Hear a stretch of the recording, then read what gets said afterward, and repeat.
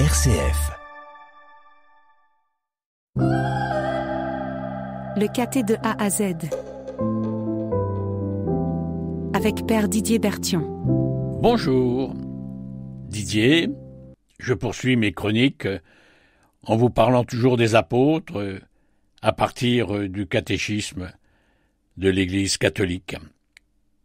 Aujourd'hui, c'est la 4e chronique sur le mot apôtre et nous arrivons au terme de notre réflexion sur les apôtres. En résumé, nous avons découvert que les apôtres ont été choisis par le Christ, les apôtres ont été envoyés en mission, les apôtres ont choisi des successeurs, et l'Église d'aujourd'hui vit de la succession apostolique. Alors nous qui sommes en attente d'un prochain évêque, eh bien nous écouterons tout particulièrement cette chronique avec attention, peut-être pour y découvrir les qualités de notre prochain évêque. Article 1442. Le Christ a voulu que son Église soit tout entière dans sa prière, sa vie et son agir, l'instrument du pardon et de la réconciliation. Et il a confié l'exercice du pouvoir d'absolution au ministère apostolique. 2 Corinthiens 5, 18. Si donc quelqu'un est dans le Christ, il est une créature nouvelle. Le monde ancien s'en est allé. Un monde nouveau est déjà né. Tout cela vient de Dieu.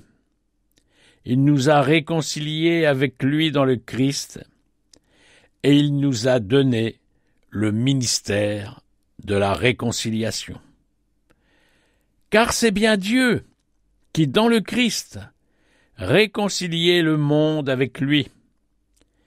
Il n'a pas tenu compte des fautes et il a déposé en nous la parole de la réconciliation.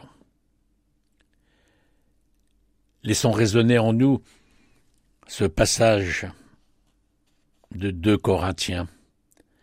En nous qui avons du mal à vivre ce sacrement de la réconciliation que nous avons déserté depuis pas mal de temps. Alors, poursuivons notre réflexion à travers l'article 1444 en donnant part aux apôtres de son propre pouvoir de pardonner les péchés. Le Seigneur leur donne aussi l'autorité de réconcilier les pécheurs avec l'Église. Matthieu 16, 19. Je te donnerai les clés du royaume des cieux.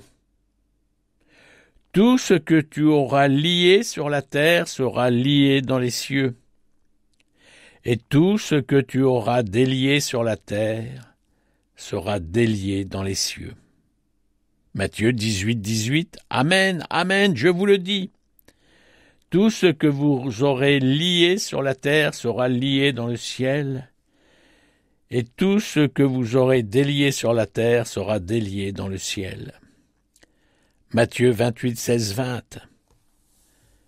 Jésus s'approcha d'eux et leur adressa cette parole. Tout pouvoir m'a été donné au ciel et sur la terre. Allez, de toutes les nations, faites des disciples, baptisez-les au nom du Père et du Fils et du Saint-Esprit. Apprenez-leur à observer tout ce que je vous ai commandé. Et moi, je suis avec vous tous les jours, jusqu'à la fin du monde. Article 1461. Le Christ a confié à ses apôtres le ministère de la réconciliation. Les évêques, leurs successeurs et les presbytes, collaborateurs des évêques, continuent à exercer ce ministère. Et cela en vertu du sacrement de l'ordre, le pouvoir de pardonner tous les péchés au nom du Père et du Fils et du Saint-Esprit. Le pardon des péchés réconcilie avec Dieu. Le pardon des péchés réconcilie avec l'Église. L'évêque est le modérateur de la discipline pénitentielle. Les presbytes, ses collaborateurs, l'exercent, dans la mesure où ils en ont reçu la charge, soit de leur évêque, soit du pape, à travers le droit de l'Église. Les prêtres doivent encourager les fidèles à accéder au sacrement de la pénitence et doivent se montrer disponibles à célébrer ce sacrement chaque fois que les chrétiens le demandent de manière raisonnable. En célébrant le sacrement de la pénitence, le prêtre accomplit le ministère du bon pasteur, qui recherche la brebis perdue. Le prêtre accomplit le ministère du bon samaritain, qui panse les blessures du Père. Le prêtre accomplit aussi le ministère du Père, qui attend le Fils prodigue et qui l'accueille à son retour. Article 1536. L'ordre est le sacrement grâce auquel la mission confiée par le Christ à ses apôtres continue à être exercée dans l'Église jusqu'à la fin des temps. Il est donc le sacrement du ministère apostolique. Il comporte 3 degrés, nous le savons bien, l'épiscopat, le presbytérat et le diaconat. L'article 1556. Pour remplir leur haute mission, les apôtres furent enrichis par le Christ d'une effusion spéciale de l'Esprit Saint descendant sur eux.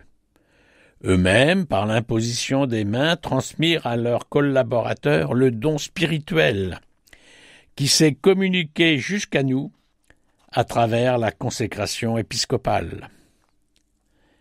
Article 1560. Chaque évêque est pasteur propre de la portion du troupeau qui lui est confiée. Sa qualité de légitime successeur des apôtres le rend aussi solidairement responsable de la mission apostolique de toute l'Église. Article 1565. En vertu du sacrement de l'ordre, les prêtres participent aux dimensions universelles de la mission confiée par le Christ aux apôtres. Le don spirituel qu'ils ont reçu les prépare à une mission de salut d'ampleur universelle jusqu'aux extrémités de la terre.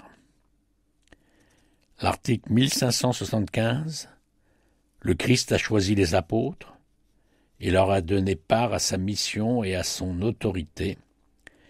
Élevé à la droite du Père, le Christ n'abandonne pas son troupeau, mais le garde par les apôtres sous sa constante protection. Il le dirige encore par ces mêmes pasteurs qui continuent aujourd'hui son œuvre. C'est donc le Christ qui donne aux uns d'être apôtres, aux autres d'être pasteurs. 1577. Seul un homme baptisé peut recevoir l'ordination sacrée. Jésus a choisi des hommes pour former le collège des 12 apôtres, et les apôtres ont fait de même lorsqu'ils ont choisi des collaborateurs pour leur succéder. L'Église se reconnaît liée par ce choix du Seigneur. C'est pourquoi l'ordination des femmes n'est pas possible, jusqu'à ce jour. C'est moi qui rajoute. Et pour terminer, l'article 2068, le Concile Vatican II affirme que les évêques successeurs des apôtres reçoivent du Seigneur la mission d'enseigner toutes les nations, la mission de prêcher l'Évangile à tous les hommes, afin que tous, par la foi, le baptême et l'accomplissement des commandements, obtiennent le salut. J'espère qu'à travers cette chronique, où nous avons découvert le mot « apôtre », vous avez découvert toute la richesse apportée à l'Église par les apôtres, par leurs successeurs. J'espère que cette chronique vous permet de prier toujours davantage pour que nous puissions avoir rapidement un prochain évêque. À très bientôt. au plaisir de découvrir avec vous d'autres numéros du Catéchisme universel. Didier. C'était le Caté de A à Z avec Père Didier Berthion.